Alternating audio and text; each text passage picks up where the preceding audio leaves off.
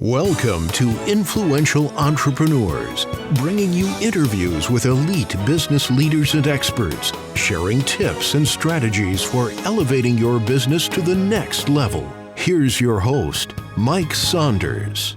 Hello and welcome to this episode of Influential Entrepreneurs. This is Mike Saunders, the Authority Positioning Coach. Today we have with us Figsall, who's the founder of Empathi. Figs, welcome to the program. Thank you for having me on your show, Mike. It's an honor to be here. You are welcome. And of course, I want to hear all about your story, and I want to find out what empathy is, because we're spelling it with an I, not a Y. And so I love how we have variations of the name. But let's get it started with what's your background, what's your story, and how did you get into this industry? Yeah, well, I'm from Ireland originally, and I first moved to America in the 90s to San Francisco. And in the 90s, America was giving Ireland 1/3 of all green cards. So it was harder not to get a green card if you were Irish than to get one. During this, there was a 3-year window in the 90s. So I was very lucky. I became what we were then called in the early 90s was a stockbroker. And I eventually gave up the old financial services path and dedicated myself to personal development. And then eventually I started being the person guiding other people, not just growing myself. And here I am now, like combining the business skills I learned as a financial consultant, stockbroker, with the ability to help people love each other. So I specialize now in couples therapy and run a couples therapy business called Empathi. Neat. So certainly when you made the move from financial services into couples therapy, that was because you had and have the perfect relationship. You've never had an issue. You've never had a fight. But I love on your website, you've got that you call yourself, and you and your wife, wounded healers. That's what people need. I don't want to go follow someone that's done everything perfectly and never had a hiccup. I want someone that's got some battle scars and been wounded and figured out how to avoid it in the future. Exactly. And actually, it's interesting is we actually have our own podcast. It's called a Come Here to Me podcast. And we share our own couples counseling sessions, not us as therapists, but us as the clients for that reason. We're trying to counter shame people, help people understand conflict in relationship is normal. In fact, one of the ways I put it, conflict in relationship is a feature, not a bug. The reason you get in conflict with each other is because you love each other and you're so important to each other. And that means you're going to scare each other in moments because it looks like you're not meeting each other's needs, and you're going to have a hard moment with each other. And the rubber meets the road in relationship with what you do in a difficult moment, right? How do you get back to connection, right? A really good relationship is not focused on that we're both being good all the time. They're really focused on how we go from bad back to good. Okay, so let's do a little spot therapy with that statement. So here is my point that I know that I would say I struggle with. If I would have checked the box and say, I always have the best intentions toward my wife. I never want to get frustrated, short snap, but in the moment of maybe things going on around the house, and then this comes up, you don't take the time, the moments, like even 3 seconds. Like if we had something hardwired into us that we cannot say one word in a moment of tenseness, that we literally can't even speak words until there's 3 seconds, and then that gives you time to just plan that, and then okay, let's take a breath, then all would be good. But how do you make sure that you take those seconds and you focus on that so that what comes out of your mouth is something that's calm, sane, and loving? Yeah, well, I don't think you will, firstly, right? So I would say, there's some honesty right there. Yeah, it's not. So this is really important, what you choose to work on. And that's what I mean. Most people are, you notice your question, it's kind of everybody's leaning in, how could I be good? How could I be better, right? But here's what I would invite you and others to do instead, right? We have to come to understand and accept and actually celebrate who we are, right? And love matters so much. And thus your primary attachment figure, your primary emotional bonding figure, your spouse, your partner, right? They're so important to you when it looks like you're not there for them, or it looks like you are not, or they're not there for you, you're not there for them. It's going to be threatening. You're going to be reactive, and your intelligent brain, right? Your diplomat will not be online within that 3 seconds. You will react implicitly or explicitly. You will hurt your spouse's feelings. They will react implicitly or explicitly, and you will get stuck in a system and a cycle with each other where you're both hurting and you're both hurting each other. But again, the punchline, the most important point, that's only happening because you love each other. The sooner you can see that we are stuck, and I'm emphasizing we, capital W, capital E, together because we're so important to each other, it totally makes sense. We just experienced each other in these last 5 minutes, 10 minutes, 5 hours, 5 days, like there was no way back to each other. That's actually the first point you need to get to in relationship, because from there, you're no longer a threat to each other. We're just two people that are hurting because being disconnected is awful for both of us. Yeah. And it makes me think too that once you see the misstep and know how to fix that, then you know how to potentially, hone and train your approach for the next time it comes up, because it will come up. And then it becomes like muscle memory. Exactly. Right. The practice. It's a practice. That's, again, what I was saying, like my wife and I are always trying to help people. It's not like you do something one time, we resolve an issue, and then we wash our hands and we're done now, right? Check like the I always box say, and like, good thing that's over. Exactly. Like, I always say, like, I love you. Everybody knows I love you is not a one and done conversation, right? When you met your spouse, you didn't say, hey, eventually you told them I love you. And then you said, look, you got that now. I told you, you know it. We don't have to speak of this again. Yeah. Right. Like it would be crazy if someone said that to you. Right. Now you're going to tell each other over and over again, and hopefully it'll be alive. It'll still have aliveness in it when you tell each other over and over again.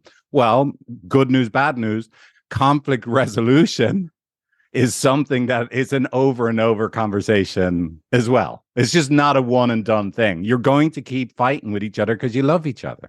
We just want to make the pain you cause in those fights as small as possible. And then we want to be able to repair on the back end of those fights. That's what's most important. Yes. So now, is there a significance to the way you're spelling empathy with an I? Yeah, there is a really huge significance, which I'm imagining many of your listeners would understand. I tried to buy empathy.com with a Y on the end. And the guy and it was taken. And who knows? I could have been talking to Elon Musk for all I know. The guy was not entertaining selling it to me, and I was scared to find out what the number would have been anyway. And so I, again, living in San Francisco like I did at the time, I don't live there now, but I did what all good San Francisco Silicon Valley people do, is they find some like Tommy rig, it's Jerry rig. That's what you call it. Jerry rig here in America. I just I found a new silly way to spell empathy. So it stands out. Empathy. Well, thank you. I like it. And probably you can even have some little, here's a little coaching session for you. You could probably have something to do with I. There's no I in empathy except in our business name, because we have to look at the other person. So somehow there can be a twist that way. But empathy really is important in what you're doing, because it takes the emphasis off of you and puts it onto the other person. Well, that is true. And by the way, and well, thank you. Right, there is an actual, real, fundamental core principle why it's called empathy too, right? But so here's the thing: everybody, like you just described, Mike, is familiar with what you just described as like what I call one-way empathy. Yep. One person is hurting, and they tell the other, their partner, spouse, neighbor, and the neighbor feels inside of them the pain that that this other person shared with them, right? But what we're trying to do is something even more special than that. Is we're trying to create empathy squared. And here's what I mean by empathy squared. When two people that love each other get into an argument or a fight, they're both hurting. So we don't want to actually create just one-way empathy from one spouse to the other. We want to create two-way empathy at exactly the same time. That they both get, oh, wow, look how we are both hurting in this disconnection. Now that literally up-levels people's brains, calms their limbic systems, their nervous systems, and now they can have access to having, compassion and hold each other and hug each other and like have fun, go out that night, listen to Barry White, like candles, dancing into the wee hours of the morning. I love it. In fact, empathy squared could potentially be empathy 10x, because when you have it going both directions like that, it's going to be more than 1 + 1 = 2. It's going to give you so much more, like that circular infinity feedback. So I think that makes a whole lot of sense. Thank you. Yeah, exactly. And that's what we focus the most on. It's kind of a weird thing for people at first, right? That the hardest step is get to a place that we help, when I'm working with a couple or someone on my team is working with a couple, we're trying to get them to go from two separate stories of what's happening to one story of what's happening between them when they get into difficult moments with each other. And within that one shared story, both people actually make sense. And the system that they're creating is the problem, not either of them. Mm. Yep. And it's a shift in perspective. Exactly. So yeah, it all starts with a shift in perspective, and then the craft of my work, right? Because I do think of it as an art form. It may sound cheesy, right? I'm just like Steven Spielberg makes movies. I make emotionally transformational experiences, right? No, I don't just explain. Obviously, I'm on this podcast because I like explaining things, but explaining things isn't enough, right? We have to make that perspective shift a living, breathing experience that changes the people's biology in that second, in that moment. They are completely soften. I compare it to, the moment in The Sixth Sense that you can tell there's a ghost in the room because everything shifts. There's just this drop, right? You start to see the breath, right? It's that same kind of experience, but it drops us into this kind of deep sadness and love for each other that we're hurting so much. Yeah. And people aren't going to want to try and get there. Most of people's lives are spent doing everything they can to get away from that fertile ground where connection can really happen. So yeah, it takes usually a third party to drag them down into the pain that they're both feeling so that they can connect deepest with each other. I love it. Now, I know one of the teachings that you work with is EFT, and from a financial services perspective, it's not electronic funds transfer. So what do you use EFT for? How does it work? Yeah, it's funny. There's a lot of EFTs, right? There's also this thing called emotional freedom technique, which is this like tapping thing, but that's not it, right? We do emotionally focused couples therapy and emotionally focused individual therapy. And it's the gold standard of how to work with couples. It's the most evidence-based, researched couples therapy method. It's the only couples therapy method that has the highest ratings from the American Psychological Association. And it's based on the most solid researched area of all of psychology, which is attachment theory.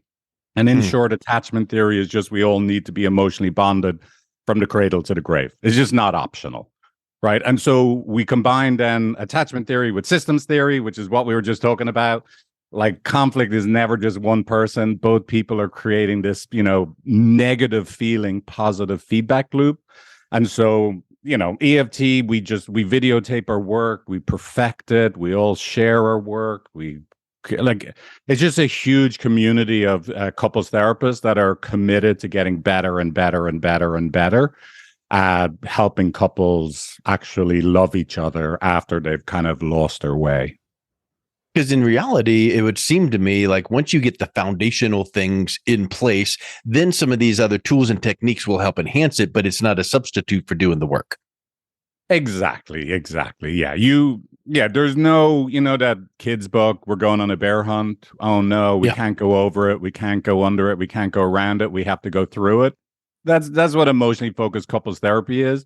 let's go find someone that knows what they're doing, that have walked through the river, that it looks to you like you're better off trying to go over it, around it, under it. Like let's like an example of going over it, under it, or around it. Why don't we all practice not saying anything for 3 seconds, right? That would be an attempt to go over it, under it, or around it. Yeah. Right. When actually, no, we're going to actually have to go right through the middle of this, because we're both actually hurting because we love each other so much, and we're going to dare to feel that. And it's going to look like we're risking drowning. But luckily, you're not alone. We're in a boat. That Figs fella that looks like an Irish Shrek, right? He's actually going to make sure we don't drown. And he's done this thousands of times, and he'll get us to the other side of this river. I love it. Well, let's wrap up with talking about what your website and tools and support to your clients looks like. If someone is interested in getting couples therapy, how does that work? Yeah. So thank you. It's empathy.com, empathy with an I on the end, not a Y on the end. And yeah, we obviously our main offering is couples counseling and individual counseling and coaching for couples and individuals.